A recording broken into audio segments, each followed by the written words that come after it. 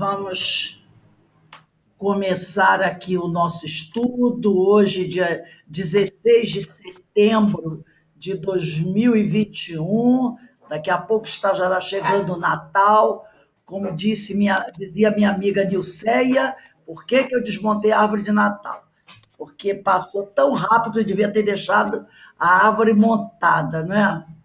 Verdade. Bom, meus amigos, hoje, nesse horário, quinta-feira, às 17 horas, nós estudamos esta obra. O meu livro é antigo, tá? Por isso que a capa é assim: Diversidade dos Carismas, Teoria e Prática da Mediunidade, de Hermínio de Miranda. O livro novo, a capinha amarela, diferente, não é? Então, nessa obra maravilhosa, nós estudamos a teoria e a prática da mediunidade. Hoje é a nossa segunda aula do curso do livro Diversidade dos Carismas. Mas antes de iniciarmos o nosso curso, nós vamos fazer a nossa prece de abertura. Pai amado, Pai de infinita misericórdia e justiça, estamos todos aqui reunidos, Senhor, em seu nome, em nome de Jesus, em nome dos amigos espirituais, para estudarmos um pouco mais dessa doutrina abençoada, desses conceitos tão importantes, Senhor, para que possamos trabalhar, progredir, mas, acima de tudo, auxiliar os nossos irmãos mais necessitados.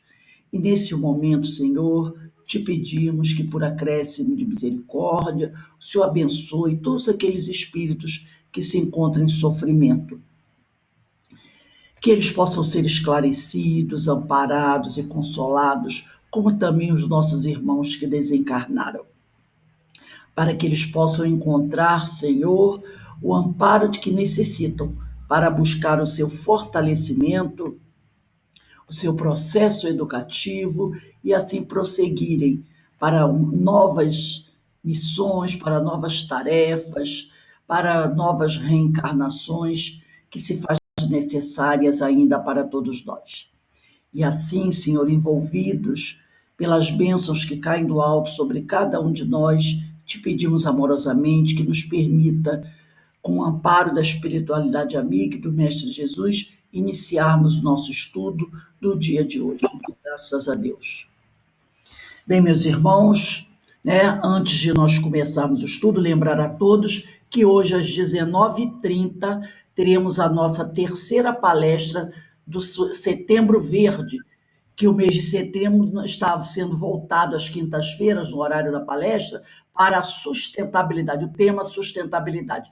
E hoje receberemos a nossa irmã Patrícia Cunha, que é uma nutricionista, vem desenvolvendo aqui em Petrópolis um trabalho muito bonito em relação ao amparo das pessoas que necessitam do alimento espiritual, tá? E ela que vai fazer o nosso estudo de hoje. Inclusive, eu mandei um folder para vocês de um curso que ela vai ministrar agora em setembro, né? E esse curso, ela até colocou que tem uma taxinha que quem quiser participar, quem quiser colaborar, mas todo esse dinheiro arrecadado nessa taxa, que as pessoas, se quiserem colaborar, essa taxa será voltada para esse trabalho que eles vêm desenvolvendo.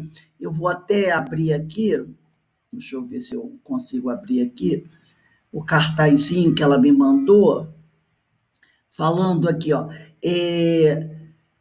o tema deixa eu ver, alimentação consciente, curso teórico de alimentação consciente, que vai acontecer dia 25 de setembro, o primeiro módulo, e 23 de outubro, o segundo módulo. E eles pedem uma contribuição.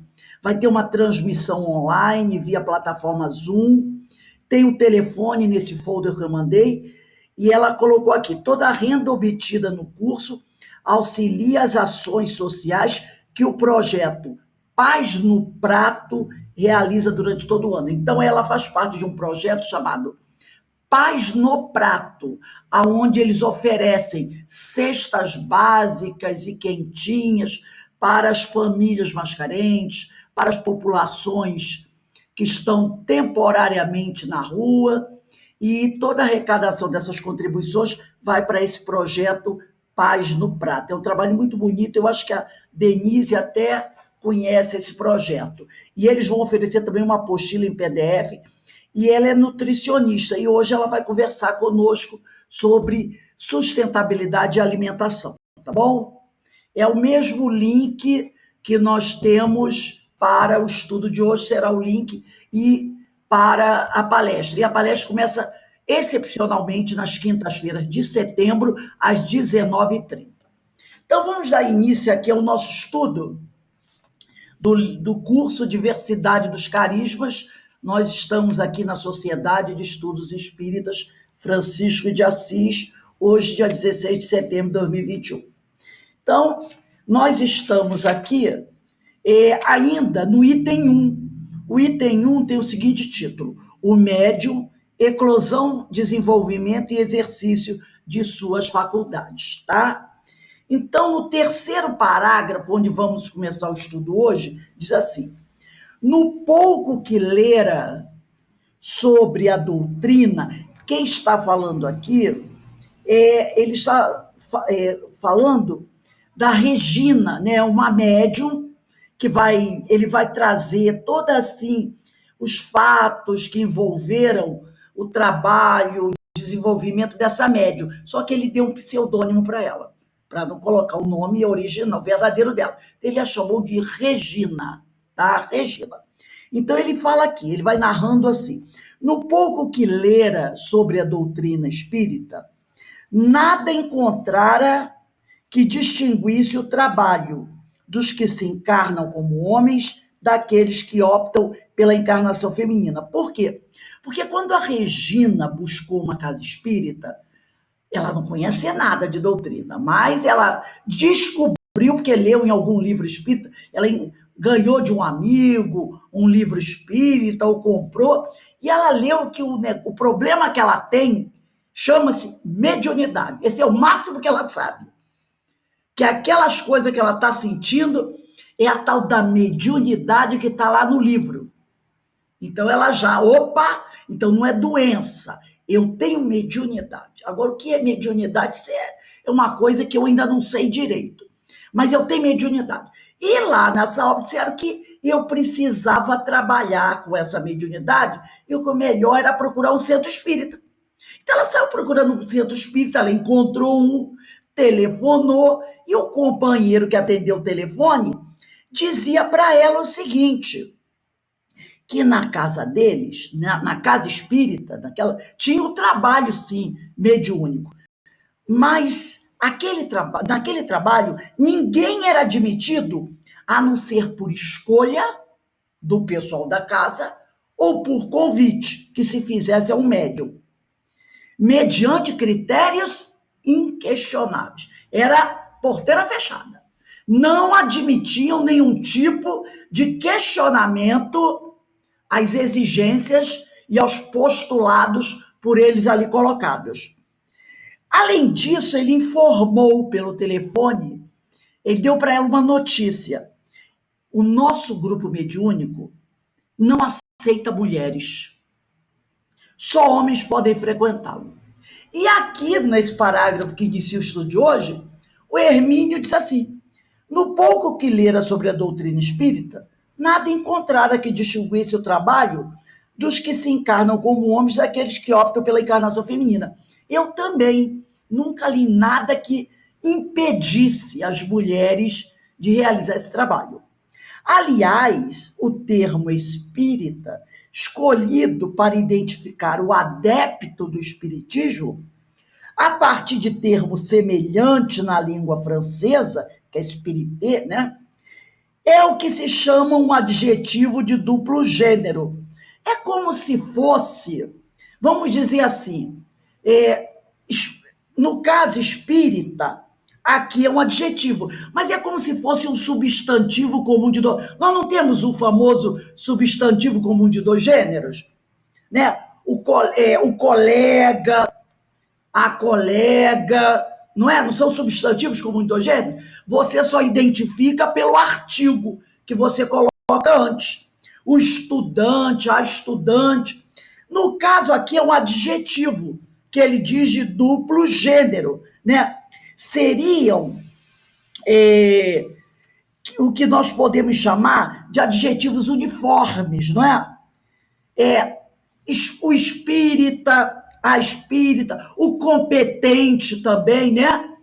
Uma pessoa competente ou competente, a competente, leal, né? Uma mulher leal, um homem leal, né? Audaz. Então tem alguns adjetivos assim que servem para serem usados tanto pelo masculino como pelo feminino. Então, tanto serve para emprego feminino quanto masculino. A palavra que foi escolhida é espírita. Quando você fala espírita, você não sabe se é um homem ou uma mulher, a não ser que você diga o espírita, a espírita. Aí você define o sexo, mas só pela palavra não. Disse que uma senhora é espírita, da mesma forma que o homem é espírita. Então, na palavra escolhida para designar aquele que acredita na reencarnação, que segue os postulados da doutrina, né? A palavra escolhida é uma palavra que tanto serve para a mulher como para o homem. E nada ali indica que as mulheres não podem participar do intercâmbio mediúnico. O substantivo espírito, né? Por sua vez, não tem feminino. Aí seria espírito um substantivo sobrecomum. Não é? O sobrecomum é aquele que ele não tem feminino. Né? Tem outros também, por exemplo, você diz indivíduo. Quando você fala o indivíduo, pode ser uma mulher. Quando você fala cadáver, o cadáver, pode ser de uma mulher. Então, o substantivo espírito, por sua vez, não tem feminino. Seja homem ou mulher, o termo que identifica o ser é o mesmo, espírito. Não existe espírito para seres masculinos e espírita para seres femininos. Mesmo porque, segundo consta nas obras básicas, o espírito não tem sexo. Então, se o espírito não tem sexo, tem algum probleminha aqui, né? Nessas exigências que essa casa espírita colocou. Enfim, entendiam os dirigentes do grupo ou a tradição ali adotada. Olha que a palavra que o Hermínio coloca aqui: tradição. Tradição. Porque às vezes tem casas espíritas ou tem grupos que seguem uma regra. Aí você pergunta assim, mas por que isso nesta casa ou nesta instituição, seja lá qual for, acontece dessa maneira? Aí a resposta é tradicional. Não sei, quando eu cheguei aqui já era assim. Aí o sujeito dessa resposta, não sei. Quando eu cheguei aqui, já era assim. E eu faço como me mandaram fazer. Segue aí. Não vou questionar. Ué. Eu cheguei aqui, já era assim. Então, às vezes, é uma coisa que não tem sentido. Ah, mas olha, eu não vou arrumar sarna para me coçar, não. E deixa assim. Os caras querem assim, deixa assim. Então, às vezes, a pessoa segue aquela tradição sem buscar uma explicação plausível, simplesmente porque já era assim. E isso aqui tem 80 anos, há 80 anos que eles fazem isso dessa forma. E quem chega, pega e continua. É a tal da tradição. E aí, quando você começa a questionar cutuca daqui, cutuca dali, cutuca de lá. Aí alguém, incomodado com tanta pergunta, vai buscar a resposta. E aí volta e diz assim: ah, pode mudar sim, não tem problema não. Porque foi verificar a resposta e disseram assim: não tem nada a ver. Ah, tá, já pode. Aí muda. Mas você leva, se vê, 70 anos, né? Então, ele diz aqui: a tradição ali adotada não se sabe por que razões que a bisonha postulante aqui quer dizer sem experiência, principiante, novata, tá bom? Que a bisonha postulante, que é novata, sem experiência postulante, que era a Regina, era uma espírita feminino e não devia frequentar reuniões abertas apenas aos espíritas postulantes, aos espíritas masculinos. Então, o pessoal do grupo tinha essa tradição ali, tá? E ninguém sabe, se você fosse perguntar, vem cá, aonde está escrito na doutrina que ela não pode trabalhar? Ninguém saberia dizer. Mas dizia a tradição e mulher não entra. Aqui mulher não entra e acabou. Bom, enfim, não lhe cabia discutir o critério. Ela não podia discutir o critério. E nem adiantaria fazê-lo. Deviam ter suas razões para assim proceder. O outro obstáculo que interditava sua admissão no grupo era compreensível. O segundo era compreensível. Embora, em sua inexperiência, ela não tenha considerado impeditivo. Então, o segundo, a gente até consegue entender. Embora ela, Regina, não considerasse o impeditivo.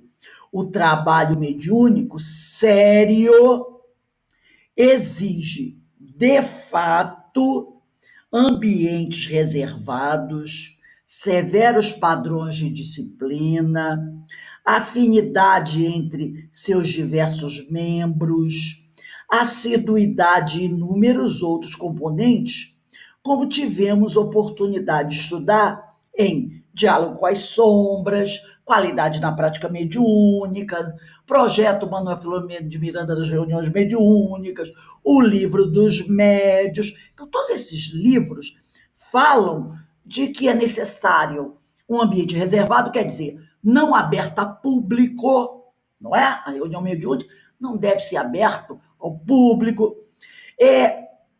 Cuidado com a palavra severos padrões de disciplina, tá? Padrões de disciplina, não é aquele severo, porque quando a pessoa ouve a palavra severa, ela já pensa no chicote. Não é assim, mas é padrões de disciplinas que todos nós que já estudamos um pouquinho sabemos que precisam ser seguidos. Pontualidade, assiduidade, não é? Respeito. Então, padrões de disciplinas. Afinidade entre os membros, o próprio Kardec, no projeto mesmo, fala que um grupo só vai estar realmente pronto depois de 7 a 10 anos de convívio para se estabelecer realmente uma afinidade, né? E alguns outros componentes que cada casa vai colocar lá no seu estatuto de regras. Então, você dá para entender isso.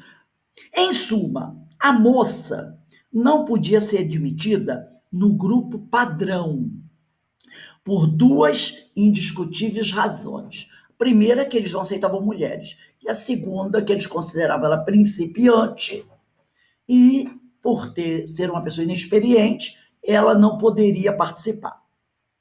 Restava-lhe apelar para a última alternativa. Como falar com o autor da crônica que tantas esperanças suscitaram em seu espírito? Porque ela, todo começou, quando ela leu uma crônica, falando sobre a mediunidade, falando sobre uma casa espírita que tinha esse trabalho. Então ela disse assim, o negócio eu vou buscar conversar com o autor da crônica. já que eles me barraram a oportunidade de trabalhar. Isso era mais fácil, ou não era? Ele, o autor da crônica, costumava frequentar as reuniões de caráter administrativo aos sábados. A que horas? Tinha por hábito chegar mais cedo, bem antes da hora marcada para a reunião programada para o início da tarde. Eis porque naquele sábado pela manhã, a moça partiu do bairro distante onde ela morava rumo à instituição espírita. Tinha de falar pessoalmente com aquela pessoa que encarnava agora suas esperanças de encontrar um rumo que lhe permitisse ordenar o verdadeiro emaranhado de dificuldades em que se metera, em consequência de toda a fenomenologia que a inquietava e começava a assustá-la. Então ela disse assim: já que essa pessoa escreveu sobre a mediunidade e pediu que se procurasse uma casa espírita, e até parece que sugeriu uma casa, eu vou falar com ela. Então ela tomou essa providência. Chegou às 10 horas da manhã, subiu as escadas, apresentou-se, fez perguntas, expôs suas intenções e pretensões e ficou ali sentada aguardando o cronista Salvador, que infelizmente não compareceu à reunião do dia. Voltou a fazer perguntas.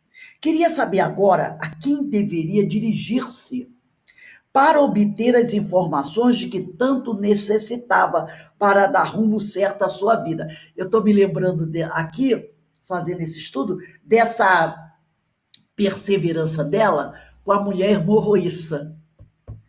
Lembra da mulher hemorroíça? Que sabia ter uma doença e buscou todos os meios possíveis para debelar a doença.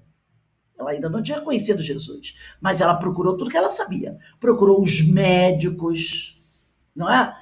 Gastou o dinheiro que tinha em tratamentos médicos, sem se revoltar e sem cair em depressão, sem desistir. Foi perseverando. E ela aqui está perseverando. Até que a mulher Moisés um dia encontrou Jesus.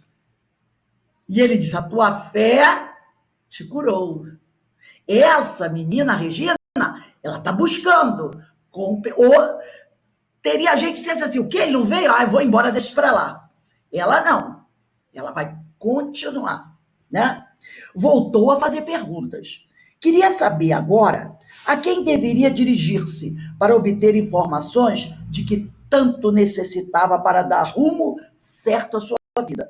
Porque aquele negócio que ela estava sentindo estava começando a trazer para ela inquietações, não é?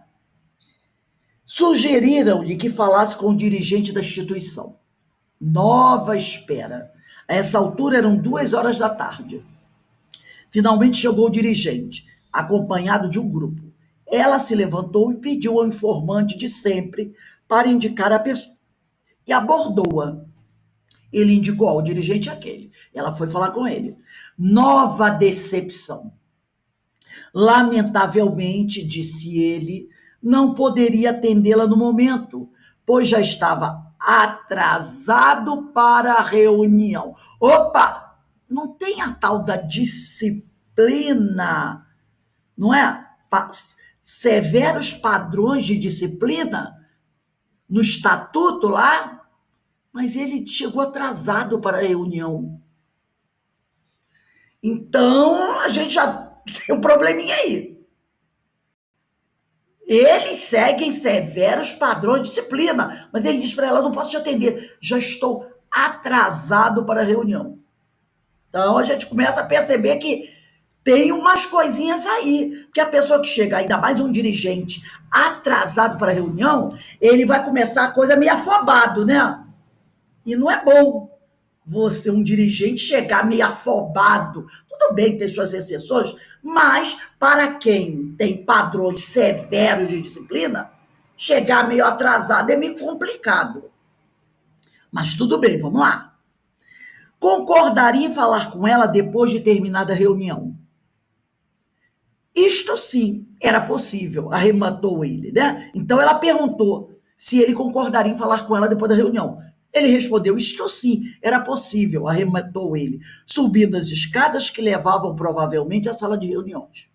Havia agora duas necessidades pessoais a atender: a fome espiritual e a material, porque ela vai ter que ficar até a noite esperando, vai bater a fome, não é? A fome física, tem que ter uma cantina funcionando. Uma podia esperar um pouco mais, a outra não. A moça desceu, foi à rua, fez um lanche e voltou à sua vigília, disposta a não arredar pé dali sem ter falado com alguém acerca de seus anseios espirituais. A reunião só terminou às 18 horas. O dirigente não escondeu sua surpresa ao encontrar a moça ainda ali, esperando pacientemente. Imaginara, portanto, que sua atitude inicial a levaria ao desencorajamento. Então ele achou que ela ia desistir, porque ele não quis atendê-la quando ele chegou. Mas ela estava ali firme e forte. Levou-a para uma sala onde sentaram-se e ela expôs suas aspirações. Ele escreveu uma pequena apresentação, dirigida ao presidente de um centro espírita de sua confiança. A essa altura já anoitecia e a moça precisava voltar para casa. Quer dizer, ele escreveu a tal da cartinha de recomendação. Então, entregou a ela, tá? Uma cartinha de recomendação para que ela levasse ao presidente de um centro espírita de sua confiança. E ela voltou para casa com a cartinha de recomendação. Item 2, primeiros passos. Não alcançar, é certo, nenhum dos seus propósitos iniciais. Mas ao cabo de um dia inteiro de expectativa e obstinação, conseguira, pelo menos, sair dali com um tímido raio de esperança materializado na carta que, como chave mágica, deveria abrir uma porta e pela qual ela esperava penetrar naquele universo diferente e um tanto secreto, onde suas faculdades seriam afinal cultivadas e postas a serviço de uma causa nobre. Quando ela falou aqui, aquele universo um tanto diferente, eu me lembrei uma coisa aqui, que alguns companheiros, né? Eu trabalhei no COI de 1994, que eu cheguei no COI em maio, se eu não me engano, maio, junho de 1994, eu fui uma das fundadoras, até mais ou menos maio de 2016. Eu ainda não fiz as contas, mas tudo bem. Então, eu me lembro que nos primeiros anos que a mesa mediúnica vinha se desenvolvendo, na realidade nós só tínhamos uma mesa apenas, que ficava naquela salinha dentro da casa. Só tinha uma reunião mediúnica. E eram sempre às sextas-feiras, à noite. E, normalmente, quando o grupo saía, se alguém da casa visse, era difícil ver, mas durante a semana, como se falava de mesa mediúnica, tinha um certo ar, logicamente bastante desapareceu, mas tinha um certo ar de mistério, né? Porque era um grupo que só frequentava a casa na sexta-feira à noite e nesse dia não havia outra atividade na casa. A casa era fechada durante todo o dia e só se abria na sexta-feira a partir das 18h30, porque o pessoal ia chegando. Então havia um certo quê de mistério entre os trabalhadores da casa, que ainda não era um grupo tão grande assim, com o pessoal da mesa mediúnica. Então, muitas vezes fazem, não, ela trabalha na mesa mediúnica. E tinha esse quê de mistério, né? Que às vezes as pessoas colocam ou cultivam, porque é aquilo fechado. Logicamente que com o passar dos anos, outros grupos foram se formando, hoje são 7, pelo menos quando eu saí eram 7, talvez tenha sido reduzido, eu não sei. Mas as pessoas estudando, um número maior de pessoas, esse quê de mistério desapareceu. Mas nos anos iniciais havia isso. Então ela diz aqui, né? Naquele universo diferente e um tanto secreto, onde suas faculdades seriam, afinal, olha a esperança dela, cultivadas e postas a serviço de uma causa nobre. Então ela está cheio de esperanças, né? Na segunda-feira seguinte, à noitinha, partiu em busca do endereço indicado. Entregou a carta ao seu destinatário, que a leu e mandou assentar-se e assistir aos trabalhos da noite, que, aliás, não eram de natureza mediúnica, mas uma palestra a ser proferida por um homem que ela conhecia de nome e de escritos, divulgados com certa regularidade da imprensa espírita. Então ele mandou, senta e assiste a palestra. Ela assistiu e reconheceu o palestrante. Muitos problemas teria ela ali, na difícil fase de adaptação que se seguiria. Mas isto era ainda futuro. Ele deu spoilerzinho aqui, não é? Mas isso ainda era futuro. Impenetrável até mesmo às suas faculdades premonitórias. Nem ela conseguiu antever os problemas que ela teria. Aquela noite, contudo, ficou marcada para sempre em sua memória por um verdadeiro sismo emocional que a colocaria em estado de intensa agitação íntima e lhe deixaria uma sequela de muitos conflitos. Vamos ver o que aconteceu. É que no Orador da Noite, ela tinha uma mediunidade muito, né? Vamos dizer assim, profunda. É que no Orador da Noite ela identificou a figura central de suas vidências e sonhos, durante os quais cenas emocionantes eram revividas com toda a intensa carga emocional que nelas se depositara. Era ele o homem amado do passado, companheiro de muitas vidas de felicidade, algumas de frustrações e de tormentos outras. Então, primeira reunião que ela foi assistir na casa. O palestrante, que era um escritor espírita, tinha livros publicados, mas ela nunca tinha percebido. Por quê? Porque ela apenas via o retrato dele nos jornais espíritas, sabia dos livros que ele havia psicografado, mas nunca estivera frente a frente com ele.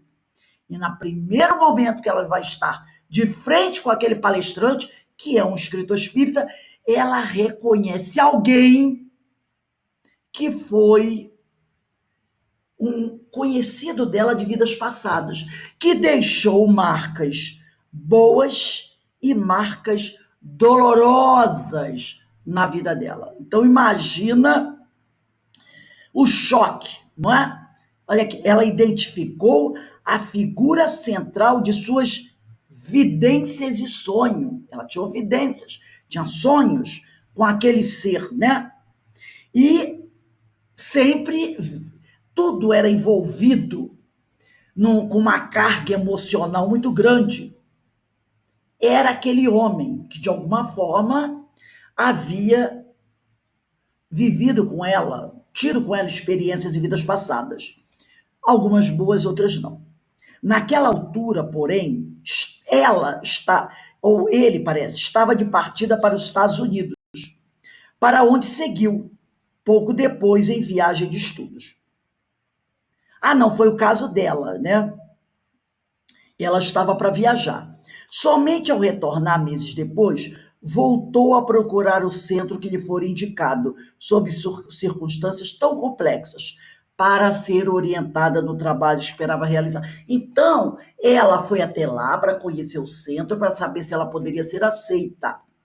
Mas ela tinha um compromisso, né? Deveria ser um compromisso de trabalho, que ela não poderia abrir mão.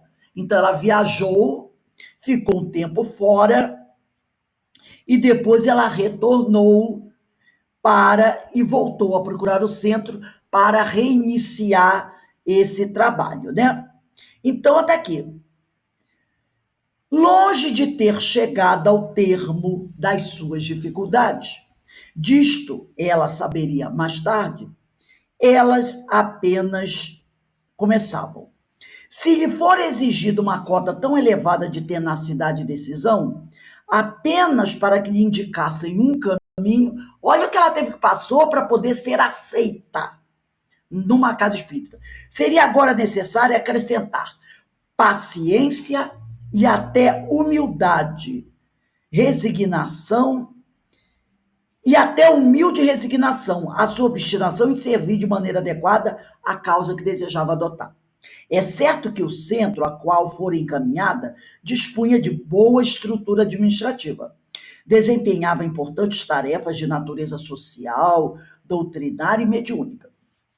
E, como era de se esperar, desenvolvera severos padrões de disciplina e de metodologia para cada setor de atividade, o que é perfeitamente compreensível e até desejável. Uma casa organizada. Como realizar um trabalho sério numa comunidade movimentada e bem frequentada, sem regimentos adequados e normas apropriadas de procedimento, não é? Ainda mais se for uma casa grande, tem que ter uma organização administrativa. Cada um tem de saber o que deve fazer e precisa dar conta da parte que lhe toca no conjunto. O problema é que a tarefa mediúnica tem peculiaridades que não se deixam enquadrar na rigidez de certos esquemas inibidores. Então, às vezes, uma casa espírita, ela tem um projeto, né? Ela tem um regime para cuidar daqueles procedimentos, daquelas atividades que se desenvolvem na casa, os vários trabalhos. Mas a pessoa tem que tomar muito cuidado. Por quê? Porque a mediunidade, ela tem certas características que aquela rigidez administrativa pode vir a inibir. Às vezes, a pessoa tem que tomar cuidado, né? Eu posso dizer isso de carteirinha, porque eu trabalhei muitos anos com isso. Às vezes, a gente tem que olhar e parar e pensar: será que eu não estou burocratizando demais o trabalho mediúnico? Hoje, passado muito tempo, eu já estou fora desse trabalho, já vai para 5 anos, eu faço essa análise. Até onde nós burocratizamos o trabalho? Então, a gente tem que tomar certos cuidados. Mas são coisas que, às vezes, você só consegue fazer, analisar, depois que... Sabe aquela coisa que você só consegue ver se você se afastar? Quando você está dentro do processo, você não consegue ver a coisa de longe. É o famoso homem no alto da montanha, não é? Quem está no alto consegue olhar e ver o todo. Isso demanda um certo tempo. Quando você está dentro do processo, muitas vezes você tem até certas inspirações. Você tem certas, sabe, a lâmpada acende. Aí você tenta, sabe, levar aquilo, mas de repente o trabalho já vem sendo desenvolvido há muito tempo de uma certa forma e você não consegue quebrar a rigidez. E aí a coisa começa a ficar meio esquisita, fica meio engessada. E aí quando você... Isso pode acontecer em qualquer área de trabalho, tá, gente? E quando você conseguiu ver algo diferente, você começa a encontrar dificuldade de trabalhar naquele meio engessado onde você fazia parte. Entendeu o que eu tô querendo dizer? Então, quando você começa a ver certas coisas, você, poxa, Vamos pensar melhor sobre isso. Será que não seria melhor fazer assim o assado? Aí você procura levar aquela ideia, mas nem sempre, como ele mesmo falou aqui, é daquela tradição, daquela casa, daquela instituição, trabalhar assim, não estão dispostos a mudar. Aí você começa a encontrar dificuldade, porque você já começou a ver um outro caminho. E aí aquilo começa a trazer um certo desconforto, entendeu? E no caso da mediunidade, muitas vezes a instituição ela acaba enquadrando aquilo dentro daquelas regras administrativas. E não pode. Porque, como ele diz aqui, a mediunidade ela tem peculiaridades que não se deixam enquadrar na rigidez de certos esquemas inibidores. Eu vou citar um fato, né? É um dos fatos que às vezes a gente vê acontecer. Chico cansa de dizer, o telefone toca, cansou de dizer, de lá para cá. Todo mundo entende o que ele quer dizer, não é? Nós não. O próprio Kardec diz que aquele que, encarnado, que acredita poder dominar e obrigar os espíritos a fazerem o que ele quer, é um tolo. É um tolo, não é? Nós não temos. Você pode até pensar que está no domínio, mas não está, porque nós não conseguimos, né, obrigar, ter o domínio. É o caso das evocações. Ó, vira para a espiritualidade, ó. Tal dia, tal horário, vocês venham aqui que eu quero a mensagem. Vai morrer desejando, não vai conseguir. Então, às vezes, numa casa espírita, um companheiro vem e dá uma comunicação. Esse companheiro pode ser. Vou citar um. Vamos falar de uma experiência. Uma experiência não. Vou citar um exemplo.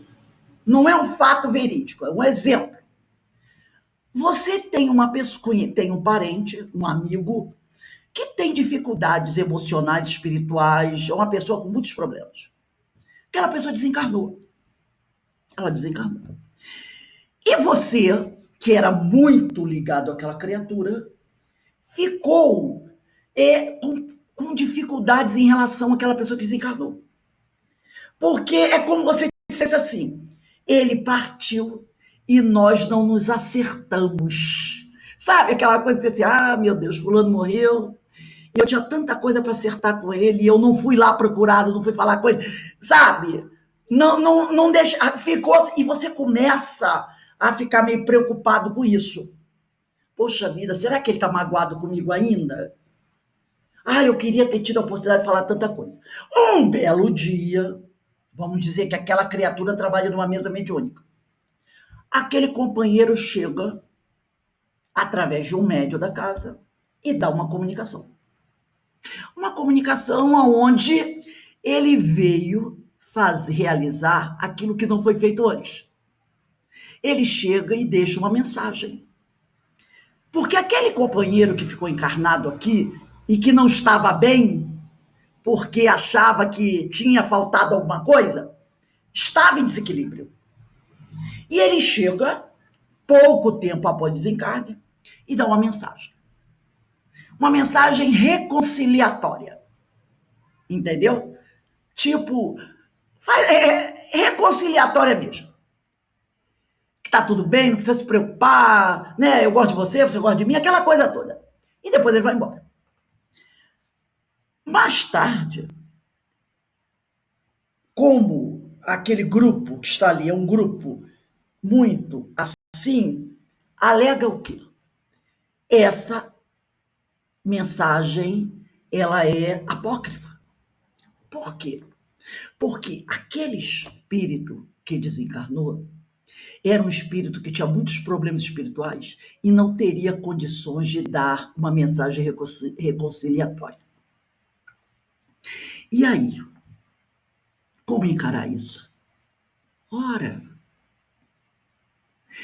O trabalho realizado pela espiritualidade é um trabalho maravilhoso, que nós não temos a mínima ideia como se processa. Aí você tem que pensar nas possibilidades. Como não? Ué, o Chico não falou que o telefone toca de lá para cá? Se a equipe espiritual daquele grupo percebe que um de seus trabalhadores necessita ainda desse. Por que não permite isso a ele? Muitas vezes, a espiritualidade pode trazer aquele companheiro.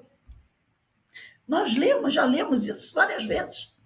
Auxiliar aquele companheiro naquele momento, que pode estar até numa situação difícil, para que ele passe uma mensagem rápida, o suficiente para acalmar aquele que está preocupado. Ou então, muitas vezes, um dos orientadores do trabalho, ele pode mandar mensagem para aquela pessoa. Por que não? Por que isso não pode acontecer? Claro que pode acontecer.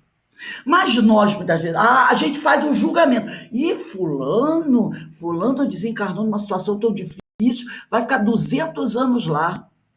A família quer mensagem dele. Se a espiritualidade entender... Eu fui a Uberaba uns 3 anos. E lá tem um centro espírita, onde o médium, ele fazia um trabalho semelhante àquele do Chico, das cartas para as famílias.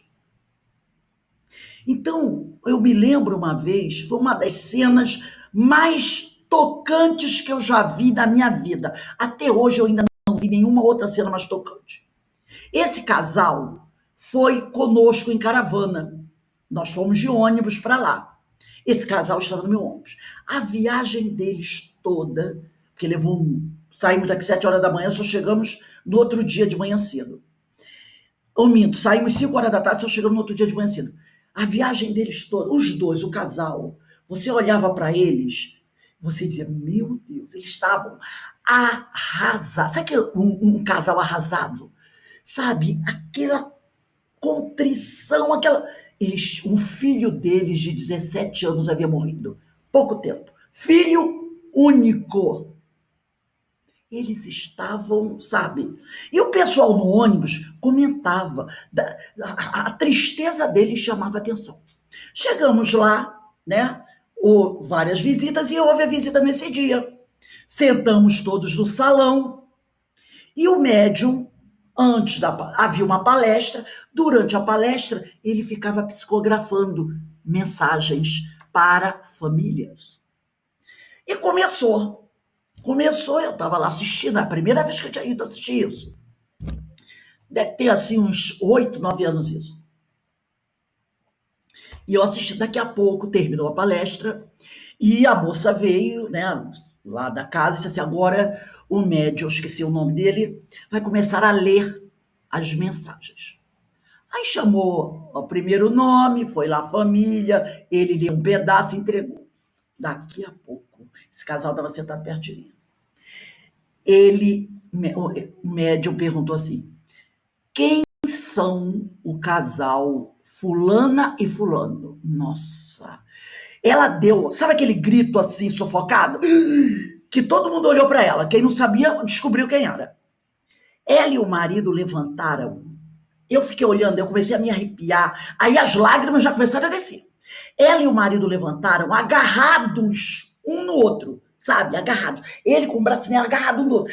Ela agarrada nele, ele com a mão no ombro. E foram os dois assim, parecia que eles iam morrer ali na hora. Cair. E chorando assim, sabe? E eu disse, meu Deus do céu, se essa mulher não sofre do coração, vai começar a sofrer hoje. Porque o jeito que ela estava, eu imaginei como estava sendo a vida daquela mulher. Dia a dia. Naquela depressão, naquelas lá, meu filho, meu filho. E aí ele começou a ler a carta. O rapaz havia morrido num acidente de moto. Eu não sei qual era o estado do rapaz, do plano espiritual, daquele espírito. Se ele estava bem, se ele estava mal, se ele já estava em condições de mandar mensagem. Não se falou nada disso. Mas ele deu uma mensagem, o médium leu uma mensagem e ele não conhecia o casal, né? Porque depois eu fiquei investigando tudo isso, porque eu sou curiosa, eu quero saber como é que aquilo funciona. Ele deu uma mensagem, começando, papai, mamãe, deu o nome do pai, deu o nome da mãe, deu o nome dos avós, dos bisavós, falou da família que estava lá, primo, não sei o que lá, sabe? Para deixar bem concretizado que era a história dele. Pedindo para os pais não ficarem com raiva, porque o rapaz que atropelou não tinha culpa nenhuma, foi ele que não prestou atenção, cruzou o sinal a toda velocidade com a moto, o dono do carro não tinha nada. E conforme ele foi falando, todo mundo chorando, aquele casal que estava assim começou a se soltar, sabe? Parecia que alguém estava botando gás dentro de uma bola. E eles começaram a se soltar, até que se soltaram um do outro. E ficaram assim, sabe? Numa posição. E de repente, conforme terminou a mensagem, eles foram até o médium, se abraçaram. E ela começou a sorrir. E o marido também. E pegou aquela mensagem, dobrou, botou dentro da bolsa e voltou para o lugar dela, sozinha, ela na frente, o marido atrás, sorrindo, chorando e sorrindo. E ela era do nosso ônibus. Quando terminou a reunião, ela pegou a mensagem e mostrou para todo mundo, olha que meu filho fez, sabe? Isso foi no domingo, minto, foi no sábado. Quando nós voltamos para o hotel, era outra mulher, era outro casal. No dia seguinte, no domingo, os dois todo lampeiro, rindo. Fomos para uma outra visita, depois pegamos fomos fazer outra viagem. À volta, eles rindo, brincando. Eu disse, gente, que injeção essa mulher tomou? Foi isso. Aí eu pergunto, quem vai dizer se aquele rapaz tinha condição ou não de dar aquela mensagem? O que importa foi o trabalho da espiritualidade, que tinha um motivo: salvar a vida daquelas duas pessoas. Porque, talvez, pelo andar da carruagem, eles buscassem o suicídio. Até porque não eram espíritas, assim, sabe? Eram aquelas simpatizantes. Quem dirá que ela talvez não buscasse o suicídio para estar com o filho? E ele depois fizesse o mesmo. Mas aquela mensagem foi um remédio, um gás. Então ninguém pode dizer um troço desse. Ah, essa mensagem é apócrifa, porque o fulano que morreu eu conhecia. Não estava em condições de dar essa mensagem. Isso não pode acontecer. Isso não pode acontecer. Quem o telefone toca de lá para cá? Quem somos nós para dizer, não, tal espírito aqui não pode dar comunicação? Porque não é assim que funciona. Só se o espírito estiver preparado. Então, é esse tipo de coisa aqui que a gente tem que tomar cuidado para não estabelecer regras que podem, né, inibir o trabalho. Então, o Hermínio continua aqui.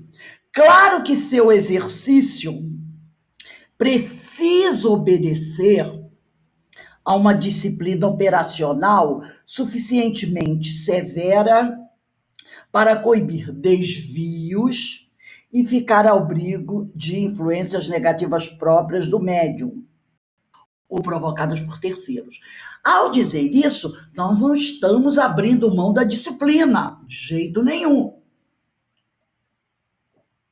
Mas cuidado para que essa disciplina aqui não seja encarada como arroxo, impedimento, constrangimento. É aquela coisa que todo mundo sabe, é o bom senso. É o bom senso, a disciplina é o bom senso. Para que o trabalho não se perca também. Mesmo nos limites de tal rigidez, encarando essa rigidez como aquela disciplina necessária, é necessário deixar algum espaço para que cada médium possa movimentar seus recursos e faculdades pessoais, bem como expressar de maneira adequada a personalidade do eventual comunicante desencarnado, tá? Lembrando sempre de uma coisa que nunca poderemos esquecer. Os nossos irmãos desencarnados são seres humanos, como nós. Um dia eles estarão encarnados e nós estaremos lá no plano espiritual da erraticidade. E aí, eu vou deixar de ser humano? Eu vou deixar de ter a minha personalidade? Não, não. Nós estudamos isso no Livro dos Espíritos. Estudamos isso na Revista Espírita. Mesmo os espíritos superiores, cada um tem a sua personalidade. A escola é a mesma. A escola do Evangelho de Jesus. Mas cada um é uma individualidade. Tem suas preferências. Alguns são mais voltados para a filosofia, outros são mais voltados para a ciência, outros para o Evangelho. São todos espíritos superiores. Mas a personalidade, a forma de ser, é de cada um. Não vira aquela coisa única, despersonalizada, tá? Então, ele diz aqui, de maneira adequada a personalidade do eventual comunicante desencarnado. Sob esse aspecto, quase se poderia dizer que não há mediunidade, e sim médiums. Quase se poderia dizer isso. A mediunidade é a expressão da sensibilidade do médium, seu instrumento de trabalho. E como faculdade humana, Kardec fala isso, não é? É uma faculdade que se radica no organismo. Guarda características pessoais, como o modo de caminhar, o tom da voz, a impressão digital, o feitio e ordenação da letra, o temperamento de cada um. E a gente percebe isso até nos nossos amigos espirituais. Às vezes o Dr. Bezerra dá uma mensagem de um jeito, Emmanuel dá de outro, Dona Ivone Pereira dá de outro. A gente não percebe? Da forma, e às vezes estão abordando o mesmo assunto, mas cada um dá o seu toque, né? Porque cada um, nós somos individualidades, cada um tem a sua personalidade.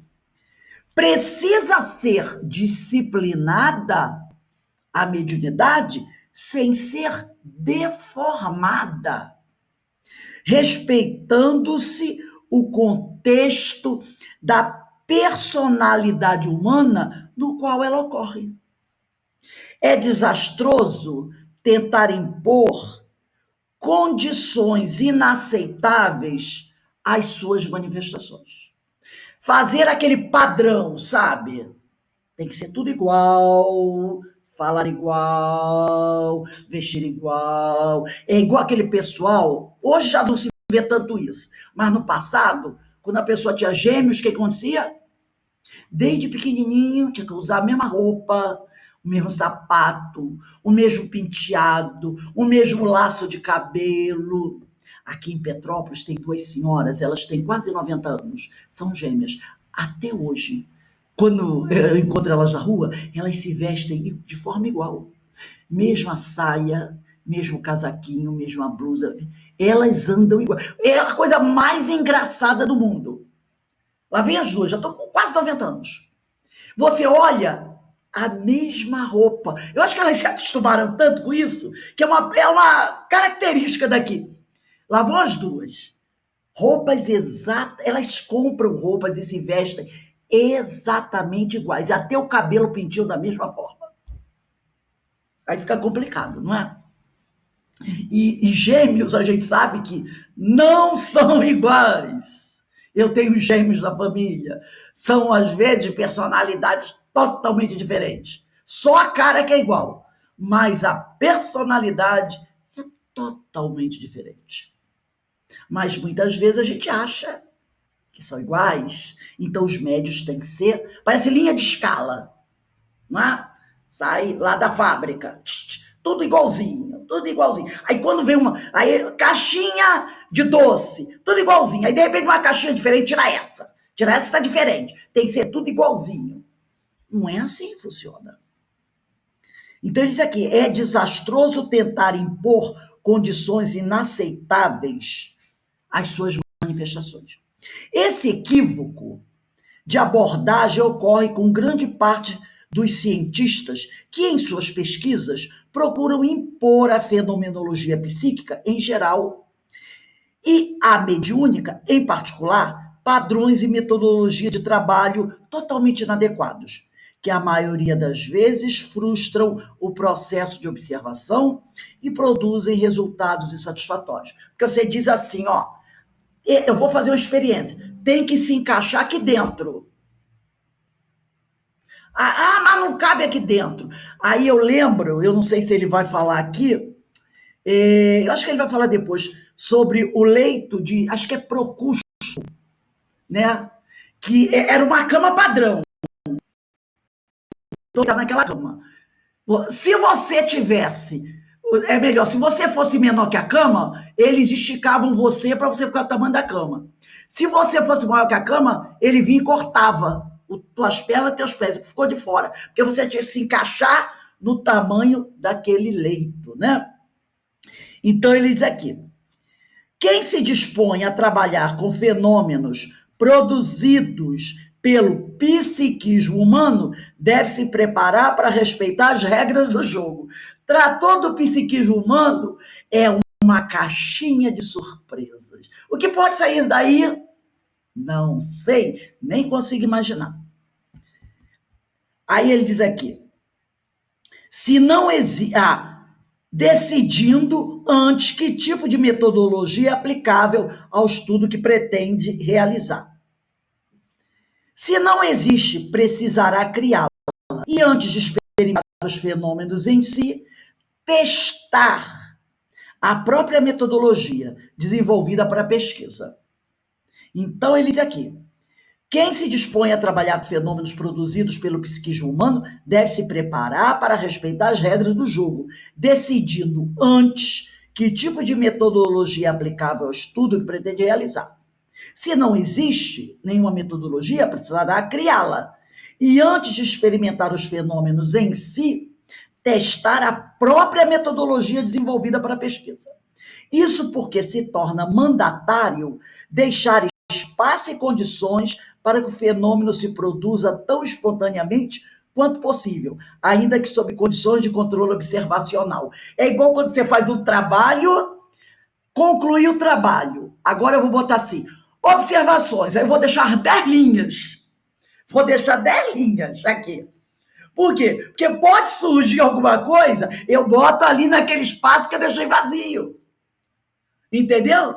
Você não pode dizer ponto final e acabou. Deixa o espaço para você colocar coisas que podem surgir e te surpreender, que você nem imaginou. Aí é o famoso acréscimo. Deixa o espaço. Deixa aí uma meia folha para o que pode vir a acontecer. Porque se você não deixar o espaço, você vai ter que escrever depois nas margens. E aí vai ficar feio, né? Então, ó, eu terminei aqui. E o Kardec mesmo falou isso. Ele deixou claro, eu não disse tudo não, hein? Apesar de ter gente dizendo por aí que ele falou que disse tudo. Ele disse que não. Ele disse que não. Ele deixou espaço para as novas revelações.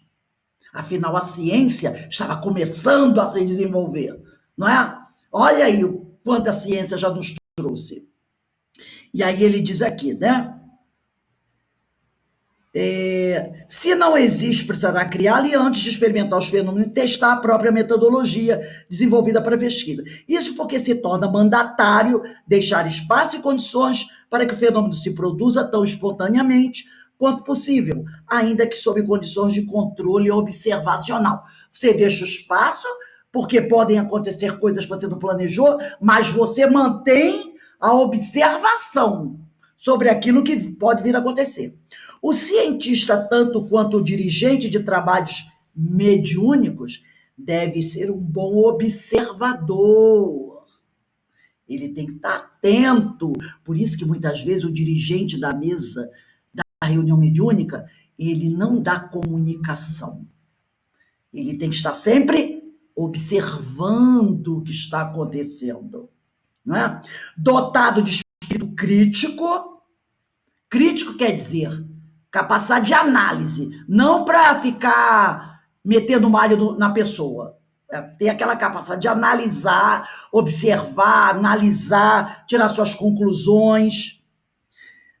E ele diz aqui, espírito crítico alertado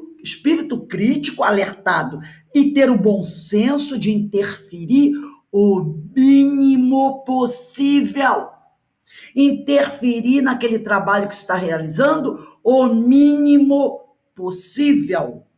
Apenas o suficiente para ordenar a sequência de tarefas e coordenar as atividades que se desenrolam sob suas vistas. Se ele ficar interferindo constantemente, ele não vai dar oportunidade das pessoas, do restante do grupo, desenvolver seu trabalho. O trabalho vai ser dele só. Então, ele tem que intervir o mínimo possível. Só para, aqui saiu um pouquinho do lado, eu vou muito rapidamente. Uma intervenção muito rápida para colocar as coisas novamente no lugar e deixar a liberdade para que as pessoas possam ir desenvolvendo a sua capacidade. Né? Tem que dar liberdade aos outros. Então a interferência tem que ser mínima. E ele diz bem claro aqui: interferir o mínimo possível, apenas o suficiente para ordenar a sequência de tarefas e coordenar as atividades que se desenrolam sob suas vistas. Deve, portanto, ser um observador participante, certo? Mas nunca inibidor. Porque se ele fica interferindo muito, ele inibe o outro companheiro. Pois ele está ali precisamente para fazer com que as coisas aconteçam. E se você interfere demais, você emperra o desenvolvimento do trabalho. Porque toda hora você corta, toda hora você corta, toda hora você corta. Tá? Então, muito cuidado. Aí ele diz aqui, e não para impedi-las de ou forçá-las a ocorrerem da maneira exata que ele entende que deve ocorrer. Então, a gente tem que tomar muito cuidado com isso. Interferir o mínimo possível, porque se você interfere demais, você atrapalha o desenvolvimento do trabalho e é uma demonstração que você está exigindo que o trabalho aconteça somente nos seus moldes. Como você acha que é o certo. E não está dando a oportunidade do outro de colocar suas ideias. Será que você está sempre certo? Então a gente tem que deixar esse espaço. E essa intervenção tem que ser a mínima possível, tá? Deixa acontecer. Se não for trazer grandes problemas, não interfere. Porque também a gente não pode esquecer que há uma equipe espiritual trabalhando junto. E que essa equipe espiritual é ser suficientemente preparada para também auxiliar no caso aconteça algo inadequado. Ela está ali trabalhando também. Então não precisa você estar toda hora, porque senão você inibe o outro. O trabalho não anda. E fica aquela coisa de prepotente, de o dono da reunião. Não é? Ou de qualquer outro trabalho. Então você tem que saber dosar isso com muito cuidado e também para não deixar o companheiro constrangido. Então, isso é uma observação, porque nós estamos ali para que as coisas aconteçam e não para impedi-las ou forçá-las a ocorrerem da maneira exata que ele entende que devam ocorrer.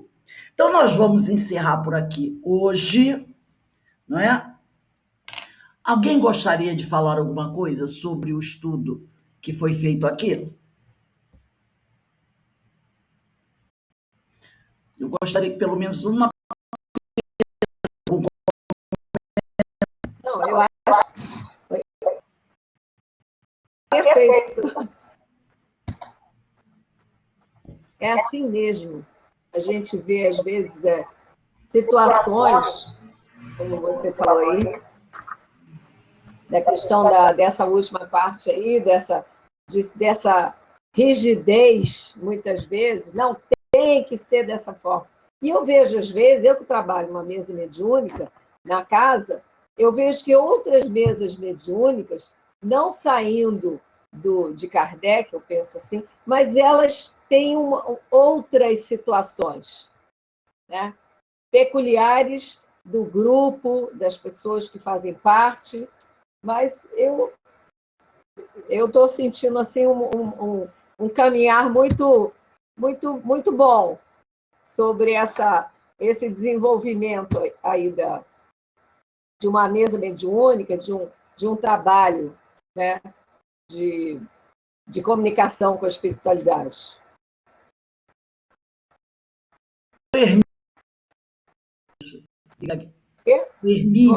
O Hermínio de Miranda tem muita experiência nessa área, ele trabalhou mais de 25 anos nessa área, um estudioso profundo, e eu acredito que a gente tenha muito que aprender. Algumas vezes vamos confirmar aquilo que já sabemos, né? Vamos consolidar os nossos conhecimentos, e como nós não somos pessoas abertas ao conhecimento, vamos adquirir novos conhecimentos. Que a ideia é essa.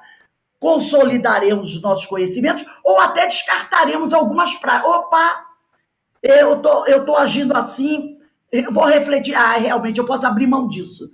Aí a gente abre mão daquilo, mas a gente ganha, né? Então vai, como diz o outro, vai oxigenando o nosso cérebro, os nossos conhecimentos, e assim a gente vai crescendo, vai fazendo novos aprendizados, e o trabalho vai ganhando em qualidade. Porque ninguém pode dizer que já sabe tudo, né? Não, pelo contrário. Claro. Parece até que eu já trabalho em mesa mediúnica, eu acho que deve ter, não sei, 7 anos, sei lá, uma coisa assim. E a gente fica assim, parece que a gente não sabe nada. Quando a gente pega uma obra dessa e começa a aprofundar, e a gente está sempre lendo livros sobre animismo, mediunidade e tal, a gente se depara com coisas de, cara, eu nunca pensei sobre isso. Né? Então, não é porque a gente já trabalha há algum tempo que a gente já sabe, não, esse grupo é o grupo já desenvolvido. Não é mesmo, não é mesmo. Aí a gente vê que a gente precisa sempre estar se abastecendo dessas leituras para que a gente... Não, com certeza. Dando qualidade à nossa mediunidade, ao nosso... E analisando sempre abertos a analisar. E não tem isso que você falou sobre, ainda agora você falou, não existe dono da mesa, não tem dono. Não tem dono. Não tem essa, a mesa é do fulano. Não é. É equipe. Não, isso aí foi perfeito. Alguém mais gostaria de falar mais alguma coisa? Eu gostaria de falar. Eu estava fazendo aqui, acontecendo, você falando, algumas coisas eu anotando, e eu pensando, parece mágica, né? E essa parada agora com a pandemia, então isso aí, porque sempre a gente põe em toque de caixa, né? Eu, por exemplo, devo estar uns 20 e poucos anos, eu não sei quanto tempo, mas tem lá o papel escrito. Quando eu comecei, tem mais de 20 anos, e quase a gente não tem tempo para reflexão. A gente tirou um ano sabático de forma forçada. Exatamente. Hoje, eu fico pensando, meu Deus, será que a gente vai voltar? Será que eu vou voltar para esse trabalho? Porque essa parada é tão comprida, né? Mais de um ano e meio, mais ou menos. Eu digo, nossa, e aí eu faço a reflexão, como nada acontece por acaso, e a gente, às vezes, tem que dar um pit stop, e isso aí eu acho que só tem a ajudar. E como diz, né? Porque agora vai começar outra fase. Está tudo certo. Tudo está certo, não é? Exatamente, tudo está certo. Então, meus amigos, vamos dar uma parada aí de 5 minutinhos. Daqui a pouco a gente reinicia. Quando for 18h25, os ensinos de Jesus, tá? E hoje, às 19h40, 19h30, nós teremos a nossa terceira palestra do Setembro Verde, o tema sustentabilidade de alimentação, com uma nutricionista, Patrícia Cunha, tá bom? Hoje, às 19h30. Então, quando for 18h25, a gente retorna, porque nós temos o nosso estudo do livro do Caibar Schutel, os Ensinos e Parábolas de Jesus, mas hoje nós estudamos os ensinos de Jesus. Bom, um beijinho para aqueles que não vão estar conosco para o próximo estudo, mas para a palestra, eu espero contar com vocês.